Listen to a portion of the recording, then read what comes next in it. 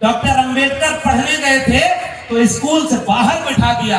Doctor Ambedkar रोए थे। Doctor Ambedkar विदेश गए तो 32 डिग्री लेकर वे भारत लौटे थे और 32 के 32 डिग्री में एक भी फर्जी डिग्री नहीं थी, सारी ओरिजिनल डिग्री लेकर के आए। और जो गोबर फेंकते थे उन्हीं के लोग आज गोबर में विज्ञान ढूंढते हैं। समझ रहे कि नहीं? आधा किलो गाय का गोबर अगर लीप लीजिए तो वह रेडिएशन नहीं होगा। सुना? आधा किलो गाय का गोबर अगर ऊपर से ढक लीजिए तो परमाणु बम के हमले से बच जाएंगे। आधा किलो गाय के गोबर कोहिनूर हीरे से भी ज्यादा होता है। तो हमारे प्रवक्ता ने बोला कि इतना फायदा है अगर उसमें, तो अगर रोज आधा किलो गोबर खाया करिए तो दिमाग भी बढ़ा। कि अगर इंसान ही नहीं रहेगा तो मंदिर में घंटा बजाने कौन जाएगा? अगर इंसान ही नहीं रहेगा तो मस्जिद में इबादत देने कौन जाएगा? जितना एक प्रधानमंत्री के जान का कीमत है उतना ही एक आम इंसान के जान का कीमत है। कि जुल्म के साए में लब खोलेगा कौन, और हम भी चुप रहे तो फिर बोलेगा कौन? यहाँ तो काटने मारने का परंपरा नहीं था। आपके यहाँ तो ऐसी ताकत हुआ करती थी कि एक श्राप दे देते और ये भस्म हो जाते।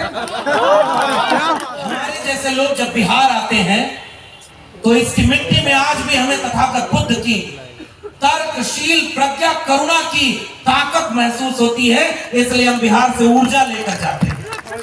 इस बिहार जब हम आते हैं तो सम्राट अशोक को याद करते हैं। आज के लोग कहते हैं हम अखंड भारत बनाएंगे और यहाँ के लोगों को कहते हैं कि अगर आपको इनका मामला कबूल नहीं तो आप पाकिस्तानी। किसी जाति किसी धर्म के खिलाफ नहीं है। सम्राट अशोक ने जब तलवार उठाई तो वहां मैं गया हूं उस जगह पर, बंगाल में नदी का रंग लाल हो गया था और जब तलवार रख करके बुद्धिज्म का परचम उठाया, ये पंचशील झंडा पूरी दुनिया में लहराया। उस ताकत का नाम है सम्राट। बड़ जात बतियौला से और छोट जात लतियौला से, ये मुहावरा किसने बनाया था? ये सवाल। मानववाद की क्या पहचान? गिद्ध पिट बोले करे न काम, और मानववाद की क्या पहचान? ब्राह्मण भंगी एक समान। अब तो पतंगे भी ये देखकर हैरान हो गई कि ये छते भी हिंदू मुसलमान हो गए। फूले जिनके ऊपर पत्थर और कीचड़ फेंका गया। 2 साड़ी लेकर जाती थी महिलाएं। यहाँ मंत्री विदेश जाकर बोलते हैं कि हम युद्ध के देश से नहीं बुद्ध के देश से आए हैं, और भारत में आते हैं तो बुद्ध के खिलाफ युद्ध छड़े हुए हैं।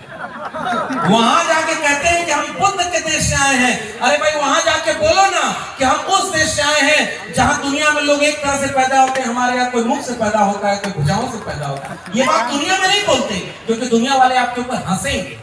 ऐसे नहीं होता। एक चोंच के पानी से ये जंगल की आग नहीं बुझेगी, मगर जब इस आग का इतिहास लिखा जाएगा तो मेरा नाम आग लगाने वालों में नहीं, आग बुझाने वालों में। वो मुख्यमंत्री के बेटे रहे, ऑस्ट्रेलिया से पढ़ करके आए थे, और जब मुख्यमंत्री आवाज छोड़ा तो गंगा जल से उनका आवाज धुलवाया गया। अपमान नहीं हुआ क्या? और इसलिए मैं पूछने आया हूं, जब ये अपमान आपके लोग करते थे 90 में बीपी मंडल साहब से विधानसभा में, पुराने लोग जानते होंगे, जब से मैंने इतिहास पढ़ा है मैं अपने लोगों को समझाने के लिए बात कहता हूं। जब ये इतिहास बोला गया कि बीपी मंडल साहब के सामने खड़े होकर कहा गंगा में तेल रिस गया, आग लग गई, तो खड़ा होकर बोला गया कि एक शूद्र जब मुख्यमंत्री बन जाएगा तो गंगा में आग नहीं लगेगी तो क्या होगा? बीपी मंडल साहब ने खड़े होकर बोला ये गंगा में आग तो तेल रिसने से लगी है, लेकिन हमारे यहाँ होने से तुम्हारे सीने में जो आग लगी है इसको हमें और भड़काएंगे, सबकी बराबरी का भारत में बना। अपमान ये नहीं था क्या? अपमान इस बात का नहीं था जब मंडल आंदोलन लागू हुआ। और मैं याद कर रहा हूं, जातिवादी लोग कहते हैं ना, अभी तमाम लोग बोल रहे थे, उन्होंने ये बात कही कि जब हम सामाजिक न्याय की बात करते हैं तो हमसे कहा जाता है हम जातिवाद कर रहे हैं। गुजरात का मुख्यमंत्री रहते हुए कभी जातियां नहीं बताई थी, और जब भारत का प्रधानमंत्री बनना हुआ तो जाति किसने बताई? नाम जान रहे ना, मैं इस वैचारिक मन से किसी नेता का नाम लूंगा नहीं, मैं नाम लेने की जरूरत थी क्या? कुछ लोग पनौती भी बोल रहे हैं, लेकिन हम तो नाम नहीं लेंगे, हम तो अपनी वैचारिक बात कह रहे हैं। जाति आपसे किसी ने पूछी थी? मैं ओबीसी माँ का बेटा हूं, किसने बताया? राष्ट्रपति बनाया तो जाति किसने बताया? किसी ने प्रेस कॉन्फ्रेंस करके जाति बताई ना? जब उन्होंने अब के राष्ट्रपति बनाया तो बताया कि हम पहली बार एक आदिवासी महिला को राष्ट्रपति बना रहे हैं। और जब बिहार के लोगों ने कहा कि अब जाति जनगणना होगी तो वही कह रहे हैं जातियां तो होती ही नहीं है, केवल गरीब, अमीर, किसान, नौजवान यही जाति होती है। अब आप अपने इतिहास पर आइए। मंडल आंदोलन लागू हुआ तो मंडल के खिलाफ में कमंडल लेकर निकलने वाले लोग कौन थे? अब मैं आपके इतिहास पर आ रहा हूँ। मुझे भी पता है उत्तर प्रदेश बिहार का एक रिश्ता है समाजवाद का, सामाजिक न्याय का। तो जैसे शिव चर्चा आपके यहाँ हो रही है वैसे ही शिव चर्चा हमारे यहाँ भी हो रही है। यहाँ इतनी महिलाएं बैठी हैं और मैं फिर से बधाई दूंगा फतेह बहादुर जी को। माता सावित्रीबाई फुले का ये कार्यक्रम मंच पर बैठे हम तमाम बड़े लोगों से नहीं, इतनी महिलाएं जो इतनी तादाद में इतने देर से बैठी हैं, इनकी वजह से कामयाब हुआ, इसलिए इनके लिए ताली बजाना चाहिए। ज्योतिबा फुले सावित्रीबाई फुले तब तक बराबर नहीं बनते जब तक उन्होंने कलम हाथ में नहीं ली होती। ज्योतिबा फुले को पिता ने घर से निकालने के लिए कहा कि तुम्हें अपना स्कूल चुनना है या अपना घर चुनना है। ज्योतिबा फुले ने अपना घर चुना था। क्या आप लोग भी जरा जोर से बताइए? नहीं, अपना स्कूल चुना था ना। और पत्नी को पढ़ाया सबसे पहले ज्योतिबा फुले ने। पता है कैसे पढ़ाया था? पेड़ की डंडल तोड़कर मिट्टी पर लकीरें खींचकर उन्होंने सावित्रीबाई फुले को पढ़ाया। और जब उनके स्कूल खोलने के लिए कोई जगह नहीं मिली, ये बिहार की समाजवादी जमीन है, मैं फिर से एक इशारा कर रहा हूं, जब जमीन नहीं मिली ज्योतिबा फुले को तो ज्योतिबा फुले के स्कूल खोलने का विरोध कौन लोग किए थे पता है? मुखस्य जाए थे। और मैं नहीं बोलूंगा क्योंकि धर्म का अपमान हो रहा था। शूद्र और महिलाओं के बच्चों को शिक्षा देना अगर धर्म का अपमान है तो ये बताओ वो धर्म शूद्रों और महिलाओं का था क्या? और ज्योतिबा फुले और सावित्रीबाई फुले के खिलाफ पुणे और भिड़ेवाला में बड़े बड़े पोस्टर लगा दिए गए कि धर्म का अपमान हो रहा है। तब उस समय जब उनको बहिष्कृत कर दिया तो अपना घर का आंगन दिया था स्कूल खोलने के लिए। उस व्यक्ति का नाम है उस्मान शेख और उनकी बहन थी फातिमा शेख जो उनके स्कूल में पढ़ाया जाया करती थी। ये है सांप्रदायिक सौहार्द और यह सामाजिक न्याय। सबने मिलकर के कलम और किताब बांटने का काम किया। वो सावित्रीबाई फुले जिनके ऊपर पत्थर और कीचड़ फेंका गया, 2 साड़ी लेकर जाती थी महिलाएं यहाँ बैठी हुई हैं। हमारे यहाँ मैं आ रहा हूं उस इतिहास पर जो इस पार्टी का, इस विचारधारा का यहाँ का इतिहास है। सावित्रीबाई फुले 2 साड़ी लेकर घर से निकलती थी स्कूल जाने के लिए क्योंकि रास्ते में उनके ऊपर गोबर फेंका जाता था, मैला फेंका जाता था। और सावित्रीबाई फुले जाकर बोलती हैं तुम मेरे ऊपर गोबर फेंकते रहे, मैं तुम्हारे बच्चों को शिक्षा देती चली गई।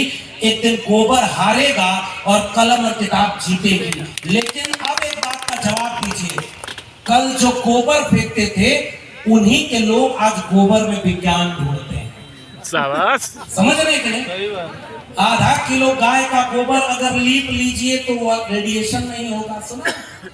आधा किलो गाय का गोबर अगर ऊपर से ढक लीजिए तो परमाणु बम के हमले से बच जाएंगे। आधा किलो गाय के गोबर कोहिनूर हीरे से भी ज्यादा होता है। तो हमारे एक प्रवक्ता ने बोला कि इतना फायदा है अगर उसमें, तो अगर रोज आधा किलो गोबर खाया करिए तो दिमाग भी बढ़ा। इसमें तो किसी का अपमान नहीं है ना भाई। अगर वो वैज्ञानिक है तो खाना चाहिए। उस गाय के बछड़े को गोबर और वहां हलवा रख दीजिए, वो सूंघ के क्या खाएगा? गोबर खाएगा कि हलवा खाएगा? हलवा खाएगा। और इंसान कहाँ पहुंच गया? गोबर खाने। अब मैं और ज्यादा नहीं कहूंगा, समझदार को इशारा काफी। सावित्रीबाई फुले के ऊपर गोबर फेंकने वाले इतिहास में मिट गए। गोबर और पत्थर सह करके आपकी पूरी अमर हो गई और आज भी सावित्रीबाई फुले की जयंती मनाई जा रही है। अगर फतेह बहादुर सिंह जी यहाँ पर कोई दूसरा धार्मिक कार्यक्रम कर देते तो वहां एकदम दूसरा माहौल होता। लेकिन मैं तो शुक्रिया अदा करता हूं कि संस्कार का इतने देर तक कलम और किताब की बात सुनने के लिए आप लोग बैठे हैं। और जो सरकार में मंत्री हैं, 3-3 मंत्री इतनी देर तक बैठे हुए हैं, ये वैचारिक प्रतिबद्धता है। आप 2 बार विधानसभा अध्यक्ष रहे उदय नारायण जी, यहां से जब खड़े होकर बोल रहे थे ना कि फतेह बहादुर आगे बढ़ो, हम तुम्हारे साथ हैं। अरे भाई बाकी छोड़िए, आपका इतिहास ही यही रहा है। मंडल के विरोध में कमंडल का रथ लेकर कुछ लोग निकले थे ना। अब मैं अपना वर्तमान का इतिहास याद कर रहा हूं।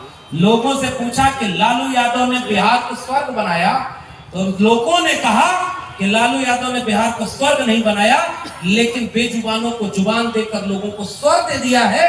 अब अपने स्वाभिमान की लड़ाई को अपने दम पर लड़ते हैं। मैं उस यात्रा को याद कर रहा हूँ। के गांधी मैदान का एक वाक्य देखिए, इतिहास कैसे 30 साल बाद बदल रहा है। पटना के गांधी मैदान में उस समय के मुख्यमंत्री आदरणीय लालू प्रसाद यादव जी जब बोलने के लिए खड़े हुए तो इस इतिहास को याद रखना, कोई आपका शिक्षा कलम किताब और स्कूल बचाने ये धर्म वाले कभी नहीं आए, लेकिन उनका धर्म बचाने के लिए आपके घर से आपका बेटा बेटी मांगने आ जाते हैं। आप याद रखना, आपके नेता ने क्या कहा था कि अगर इंसान ही नहीं रहेगा तो मंदिर में घंटा बजाने कौन जाएगा, अगर इंसान ही नहीं रहेगा तो मस्जिद में इबादत देने कौन जाएगा। जितना एक प्रधानमंत्री के जान का कीमत है, उतना ही एक आम इंसान के जान का कीमत है। हम अपने राज्य में दंगा फैलने नहीं देंगे और हम चाहते हैं कि अपना रथ लेकर वापस चले जाएं। रथ वापस नहीं गया तो संविधान को हाथ में लेकर उस सांप्रदायिक रथ के सामने चट्टान की तरह खड़े हो जाने वाले नेता का नाम है आदरणीय लालू प्रसाद यादव, और उसकी जमीन पर हम यहाँ खड़े हैं। और तारीख थी 23 अक्टूबर 1990। अब उत्तर प्रदेश और बिहार का रिश्ता क्या है वो मैं आपसे साझा कर रहा हूं। 23 अक्टूबर 1990 को एक रथ यहां रोका गया तो कुछ लोग चले गए संविधान पर हमला करने उत्तर प्रदेश में। वहां भी एक ऐसा ही समाजवाद का पुरोधा खड़ा था मुख्यमंत्री बनके, जिसने संविधान पर शपथ ली थी कि हम कानून का राज सुरक्षित रखेंगे। और उन्होंने जब लोग हमला करने चले गए तो 30 अक्टूबर 1990 को ठीक एक हफ्ते बाद गोली चलवाकर संविधान को बचाना पड़ा, तो भी बचाने का काम किया। उनका नाम था मरहूम नेताजी मुलायम सिंह यादव। और यह समाजवाद का रिश्ता है, सांप्रदायिकता के सामने चट्टान की तरह खड़े हो जाने वाले लोग। और आज उन्हीं के लोगों को कहा जा रहा है धर्म खतरे में है, आपको वहां चलना है। ये कौन सा आज है? फिर भी मैं कह रहा हूं, आज आपकी पार्टी आज भी वैचारिक रूप से वहीं खड़ी है। जब आपके नेता ने ये बात बोली, और ऐसी बात हमें लोगों तक पहुंचानी है, भूख लगेगी तो मंदिर जाओगे, रोटी मिलेगी क्या? अब ये बताइए, इसमें किसी का अपमान है क्या? इसमें कोई गलत बात है क्या? अगर भूख लगेगी तो कहाँ जाएंगे? रोटी जहाँ मिलेगी वहां जाएंगे। पैर में चोट लगेगी तो अस्पताल जाएंगे कि मंदिर जाएंगे? ये वैचारिक लड़ाई है। और जो सावित्रीबाई फुले ने लड़ा है, महात्मा फुले ने लड़ा है, बाबा साहब डॉक्टर अंबेडकर ने लड़ा है, और जगदेव बाबू ने लड़ा है। किसी सवर्ण की हरवाही करने के लिए मैं पैदा नहीं हुआ।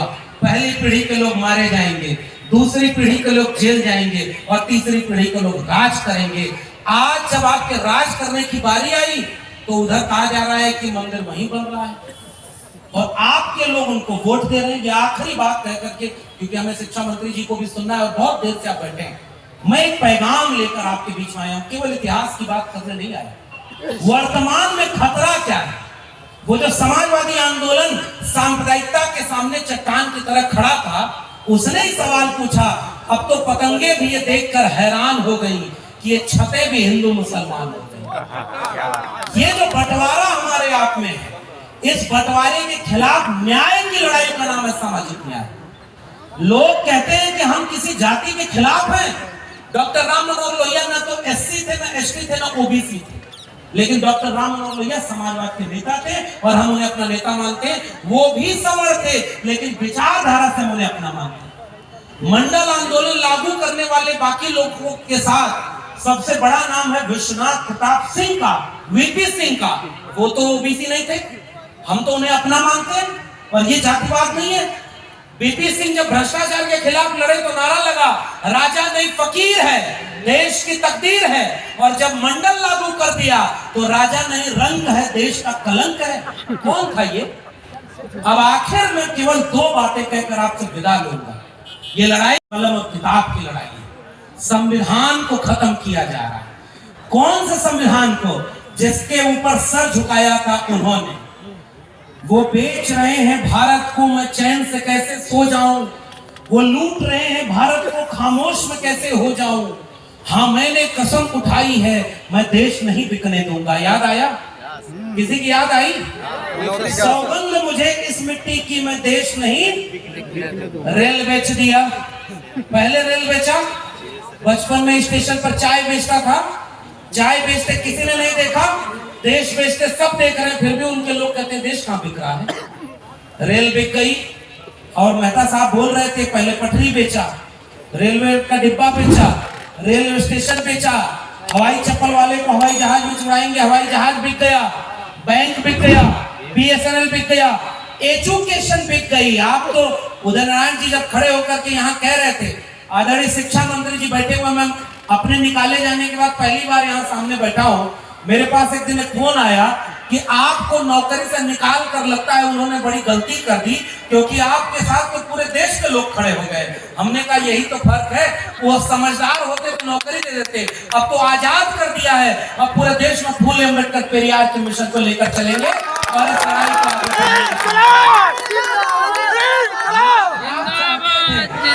और क्या करती थी भाई, मेरे लहजे में जी हजूर न था, मेरे लहजे में जी हजूर न था और कोई मेरा कसूर न था, केवल यही लड़ाई हमारी है।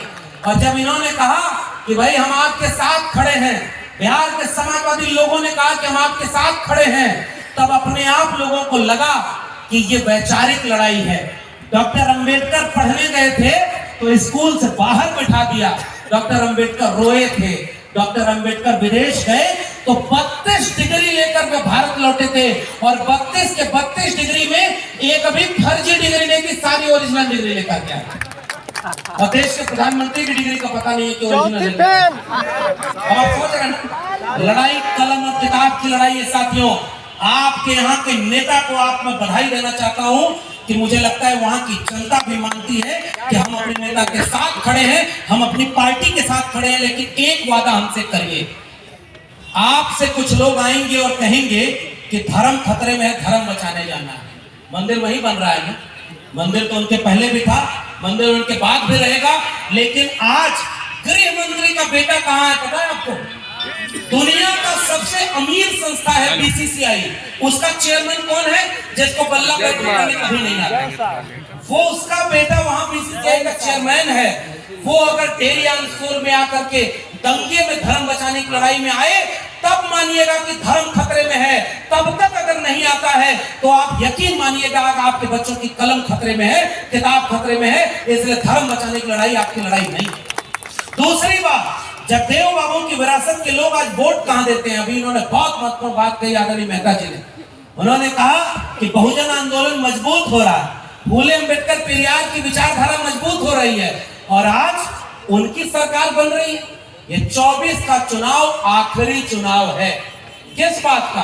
कि इसके बाद ये देश संविधान से चलेगा या मनुस्मृति से चलेगा। सीधी लड़ाई एकदम साफ साफ है। अगर 24 में संविधान को बदलने वाले जीत गए तो उसके बाद इस देश में शायद कभी दोबारा चुनाव नहीं होगा, ये मैं आपसे कह के जा रहा हूं। और उसकी लड़ाई का आगाज किसने किया था? यही बिहार की जमीन है। इंडिया गठबंधन का आगाज इसी बिहार की जमीन से हुआ।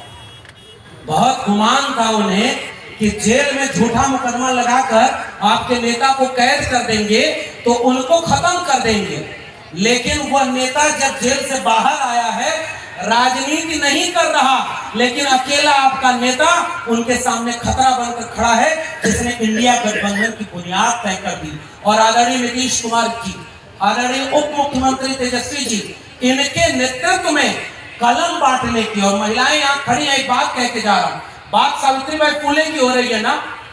महिला आरक्षण विधेयक जब 10 साल पहले मुलायम सिंह यादव, लालू प्रसाद यादव, आदरणीय शरद यादव सदन में खड़े होकर कहे थे हम चाहते हैं कि महिला आरक्षण बिल आए, लेकिन उसमें कोई शहर की महिला के साथ कोई पत्थर तोड़ने वाली भगवतिया देवी तो कोई फूलन देवी भी सदन में पहुंचे, इसके लिए कोटा विदिन कोटा इसमें होना चाहिए। इस लड़ाई का क्या हुआ साहब? उनको कहा गया कि महिला आरक्षण विधेयक के विरोधी हैं, और इतनी महिलाएं यहाँ बैठी हैं। आप बताइए, यहाँ जब ये हमारी मंत्री महोदया जब बोल रही थी तब मुझे महसूस हो रहा था कि समाजवाद अगर जमीन पर लागू हो जाए, जितने लोगों का वक्ताओं में नाम था, जितनी जातियों को 6 विश्वविद्यालय बनाए लालू प्रसाद यादव जी ने, चरवाहा विद्यालय बनाया कि गैया बकरी चरती जाए और मुन्नी बच्ची पढ़ती जाए, वो वाला काम उन्होंने चरवाहा विद्यालय के साथ किया। 6 विश्वविद्यालय बनाए, और जिस समय केरल का शिक्षा बजट 78 करोड़ था, उस समय बिहार में आदरणीय लालू प्रसाद यादव का शिक्षा बजट 176 करोड़ था। शिक्षा और कलम के लिए उन्होंने नारा दिया। पहले नारा लगा था करो या मरो, और अब बिहार में लालू जी ने नारा लगाया पढ़ो या मरो। अगर पढ़ाई नहीं होगी, उन्होंने भाषण दिया कि अगर आपका बच्चा पढ़ेगा नहीं तो ये ब्राह्मणवाद के मकड़ जाल से मुक्त नहीं हो पाएगा। और इसलिए कलम और किताब पर खतरा है। इतनी महिलाएं खड़ी है, क्या इस देश की महिलाओं को, जिनको कहा जाता है कि शिव चर्चा कराओ, कोरोना माता का मंदिर, एक दो कथा सुना दे सर, फिर उसके बाद आप शिक्षा मंत्री जी को सुनेंगे। मैं भोजपुरी इलाके से आया। पाखंड और अंधविश्वास क्या होता है? कोरोना माता का मंदिर पहली बार कहाँ बना? बिहार में बनाया गया, पता है? मैं एक कथा सुनाता हूँ और मेरा पीएचडी का काम है भक्ति आंदोलन पर। जिसको भावना आहत हो वो मुझसे कलम और किताब लेकर डिबेट करा लेगा, मैं दस्तावेज लेकर आ जाऊंगा। लेकिन हमारे यहाँ भोजपुरी में एक किस्सा है, ये गांव में गधा मार दिया 4 बच्चों ने। गांव वाले जाकर उनसे बोले कि अरे भाई, और किसी जाति के खिलाफ नहीं है, उस मानसिकता के खिलाफ है, याद रखिएगा।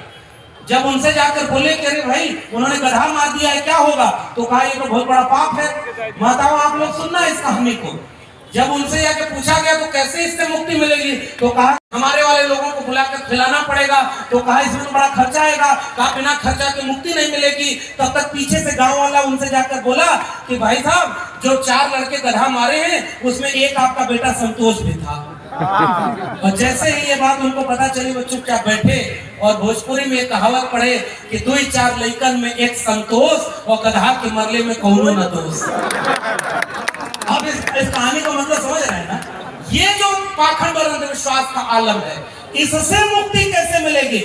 महात्मा ज्योतिबा फूले ने एक नाटक लिखा है जिसका नाम है तृतीय रत्न।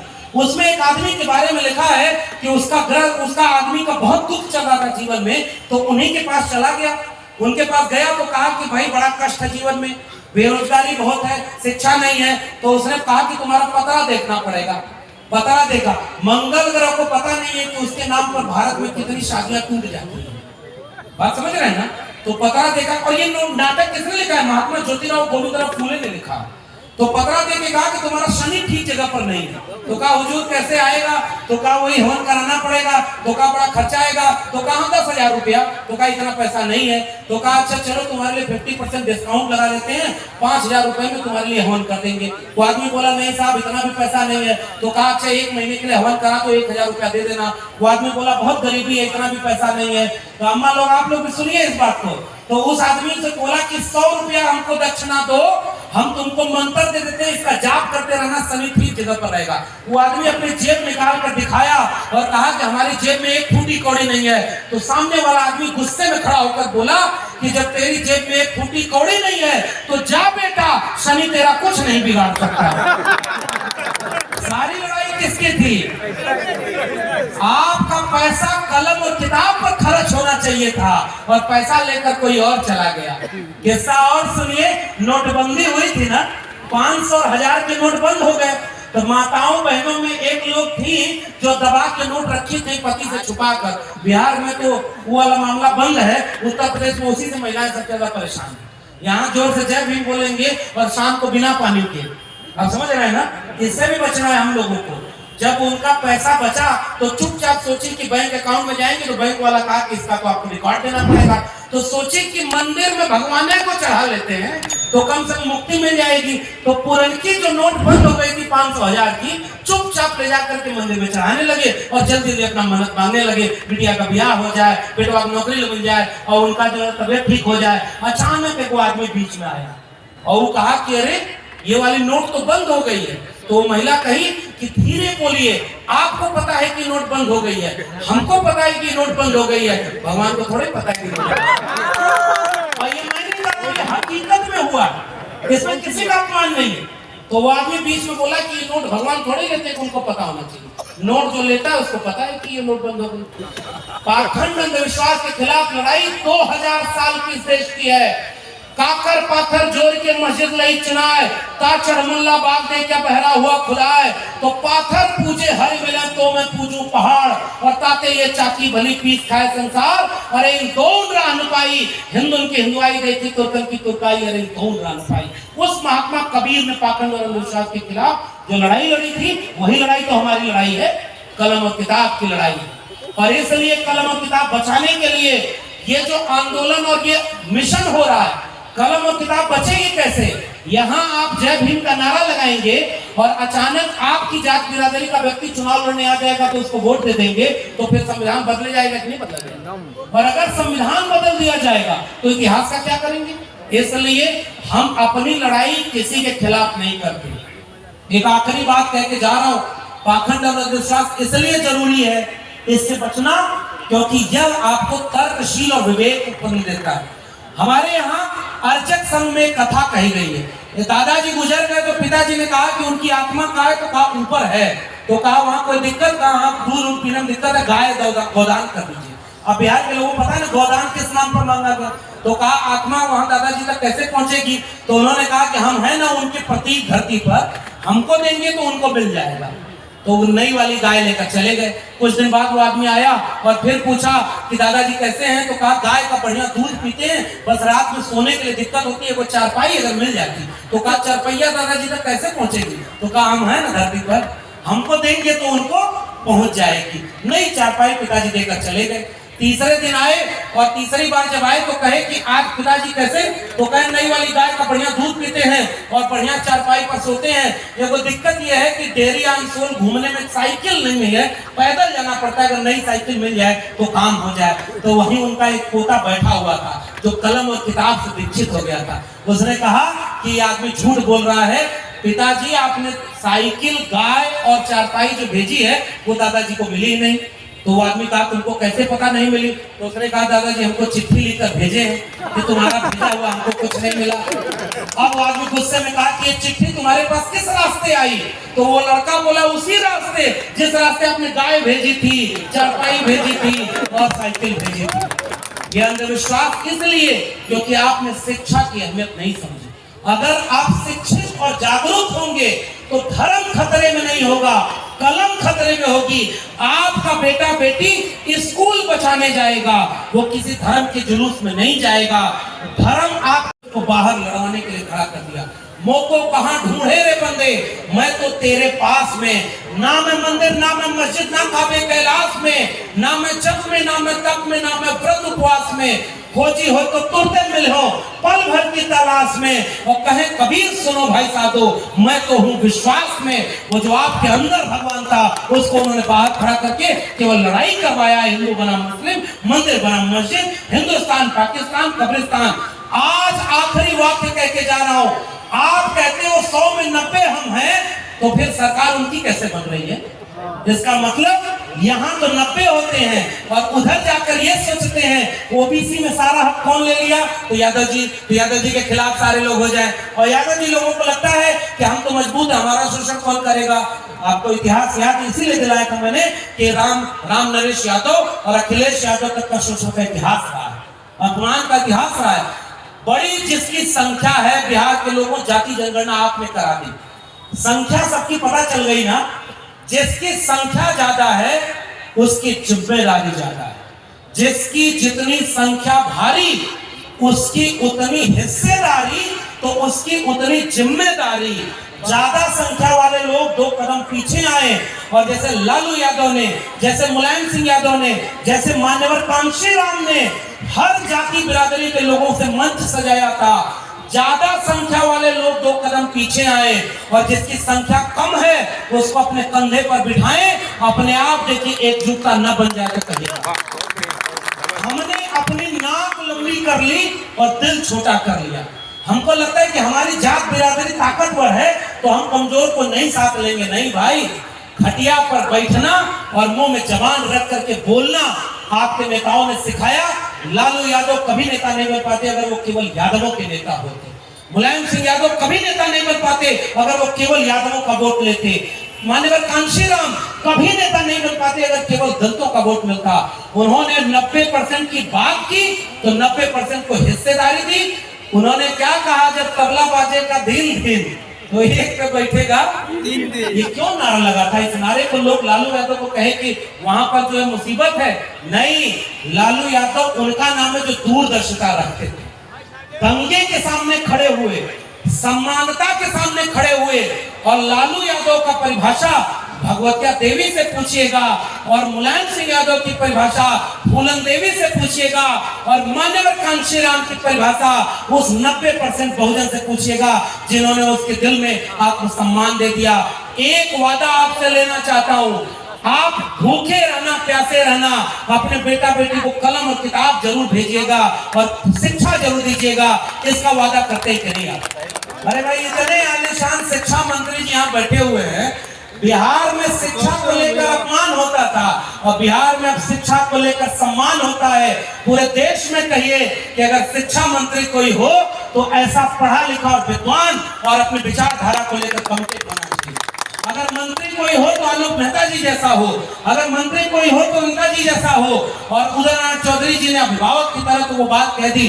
हमारे यहाँ सतीश भाई हैं, फतेह बहादुर जी हैं, हम आपको हिम्मत देकर जा रहे हैं, लेकिन उससे ज्यादा डेहरी आंसोल के लोगों, हम आपसे हिम्मत लेकर जा रहे हैं हम, क्योंकि आज इस देश में दंगे का माहौल बनाया जा रहा है। समाजवादी लोगों, हमने और आपने समाजवाद और सामाजिक न्याय का लाभ लिया है। अगर हम इस संविधान को नहीं बचा पाए तो इसका दोष किसी अनपढ़ गवार को नहीं दे सकते जो इस समय कोई ठेला चला रहा है। आखिरी में कह के जा रहा हूं, एकजुट हो जाइए और वोट कहां देना है इसकी ताकत पहचान लीजिए। अगर आपका वोट गलत जगह पहुंच गया तो आप लाख कहते रहिएगा कि आज समाजवाद नहीं आया, क्योंकि संविधान बदलेगा तो सबसे पहले शूद्र पैदा होंगे। एकलव्य और शंबूक का इतिहास किसी बहुजन ने नहीं लिखा। एकलव्य और शंबूक अगर हैं, मुझे यूनिवर्सिटी से इसलिए नहीं निकाला गया कि मेरिट कमजोर थी। एकलव्य कमजोर है इसके लिए आरक्षण नहीं था, द्रोणाचार्य जातिवादी है इसके लिए आरक्षण था, और वो द्रोणाचार्य आज भी जिंदा है, इसलिए हम जैसे लोगों के हाथ से नौकरी छीन रहे हैं। हम आपसे गुजारिश करने आए हैं, कलम और किताब की बात करने के लिए संविधान को बचाना जरूरी है। और आखिरी में एक किस्सा जो मैं हर जगह कहता हूं, आप ये मत सोचिएगा कि उनके पास ताकत ज्यादा है, मीडिया ज्यादा है, वो झूठ को सच बोलेंगे, वो हर चीज झूठ बोल करके टेलीविजन उनको दिखाएगा, जीत जाएंगे। लालू जी और नीतीश जी जब शासन करने आए थे तो टेलीविजन था क्या? कर्पूरी ठाकुर जब यहाँ के मुख्यमंत्री बने तो टेलीविजन और सोशल मीडिया था क्या? तो आज अगर इतना सोशल मीडिया है तो उसका पॉजिटिव उपयोग करिए, और इतने लोग ताकत में हैं तो हाथ उठाकर वादा करिए, चाहे कुछ भी हो जाए 2024 में संविधान विरोधियों को दिल्ली की कुर्सी पर नहीं बैठने देंगे। क्या दिल्ली की कुर्सी पर बैठने देंगे? संविधान विरोधी को जीतने देंगे? उनको धर्म के नाम पर आग लगाने देंगे? उनको शिक्षा बेचने देंगे? अगर नहीं तो यहाँ से संकल्प लेकर जाइए कि आप संविधान बचाने के लिए कुछ भी करेंगे। कमजोर मत समझिएगा। जंगल में आग लगी तो सारी चिड़िया भाग रही थी या चुपचाप तमाशा देख रही थी। एक चिड़िया अपनी चोंच के पानी से जंगल की आग पर जाती और चोंच का एक बूंद पानी डालकर फिर आती पानी लेने। बाकी चिड़िया खड़े होकर हंस रही थी कि तुम्हारे एक बूंद पानी से इतने बड़े जंगल की आग बुझ जाएगी क्या? ये मेरा आखिरी वाक्य है, इस वाक्य को गांव-गांव पहुंचाना, उस कि मेरे एक चोंच के पानी से ये जंगल की आग नहीं बुझेगी, मगर जब इस आग का इतिहास लिखा जाएगा तो मेरा नाम आग लगाने वालों में नहीं, आग बुझाने वालों में शामिल होगा। जय भीम, जय मंडल, संविधान जिंदाबाद, उलगुलान जिंदाबाद, इनकलाब जिंदाबाद।